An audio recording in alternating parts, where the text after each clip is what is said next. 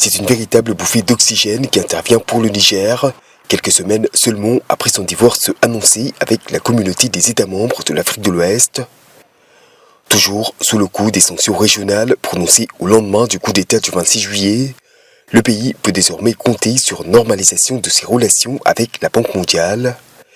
Une reprise du partenariat clairement exprimée par la délégation de l'instance internationale venue à Niamey opérer une évaluation préalable de la politique opérationnelle du pays. Nous sommes là avec la ferme volonté et la détermination de pouvoir résoudre avec vous tous les obstacles qui restent pour une reprise totale des programmes de la Banque mondiale au Niger. Comme vous le savez, l'évaluation OP730 est un processus formel de vérification sur le terrain que certains critères clés sont réunis aussi bien pour la reprise des déclassements pour les financements en cours que pour l'engagement de nouveaux financements. À travers cette reprise annoncée de la coopération, la Banque mondiale compte soutenir les aspirations légitimes du peuple en matière de développement et de lutte contre la pauvreté. Mais à Niamey, difficile d'oublier la position affichée il y a 7 mois par l'instance internationale qui s'était alors alignée sur les sanctions de la CEDEAO à l'encontre du Niger.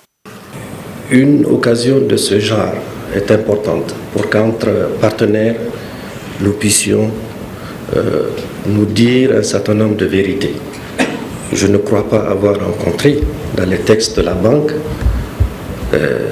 des mesures de ce type qui viennent soutenir une fermeture de frontières et qui viennent soutenir une sanction punitive allant jusqu'à des sanctions sur des produits de première nécessité. Ça a été un choc pour nous. Cette normalisation, si elle se concrétise, devrait néanmoins permettre une reprise totale des programmes de la Banque mondiale suspendus depuis le coup d'État du 26 juillet.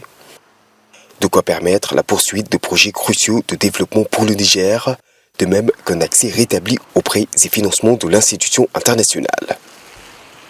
Allons au Sénégal où des milliers de personnes ont battu le pavé hier pour exiger la tenue de la présidentielle dans les plus brefs délais, c'est-à-dire avant le 2 avril, la date limite de la fin du mandat de Macky Sall.